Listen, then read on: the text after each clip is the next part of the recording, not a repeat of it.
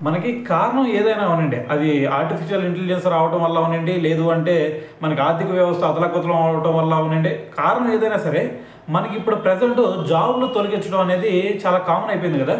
అయితే మరి అందరికి గూడా ఒక అపోహ ఉండిద్ది. అదేంది అరే మనం టీసీఎస్‌లో గనక జాబ్ కొట్టామంటే ఇక లైఫ్ టైమ్ సెటిల్‌మెంట్‌రా మనకి. ఇంకా గవర్నమెంట్ జాబ్‌లానే ఇక మనకి జాబ్ ఎక్కడికి పోదని జెప్పేసి కొంతమంది అపోహలో ఉంటారు. కానీ ఇప్పుడు అదే టీసీఎస్ గూడా ఒక అప్డేట్ ఇవ్వడం జరిగింది. అదేంటంటే మరి టీసీఎస్ ఈసారి ఏకంగా 2% జాబ్స్‌ని తొలగించబోతుందని జెప్పేసి ఒక అప్డేట్ వచ్చింది. మరి 2% అంటే దాదాపు ఒక 12,000 ఉద్యోగాలని తొలగించబోతున్నారంట. 12,000 ఉద్యోగాలంటే మరి ఇంటికొకళ్ళేసుకుంటే ఏకంగా 48,000 మంది మరి రోడ్డున పడబోతున్నారని చెప్పేసి దీన్ని బట్టి అర్థమవుతోంది.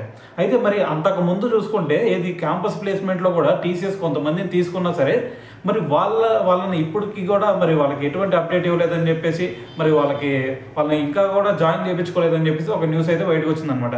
సో దీన్ని బట్టి మీరు అందరూ అర్థం చేసుకోండి. అసలు ఇప్పుడు ప్రెజెంట్ బయట మార్కెట్‌లో చూసుకుంటే జాబులు రావటం, మరి జాబులు నిలుపుకోవడం కూడా ఎంత కష్టంగా మారింది అనేది.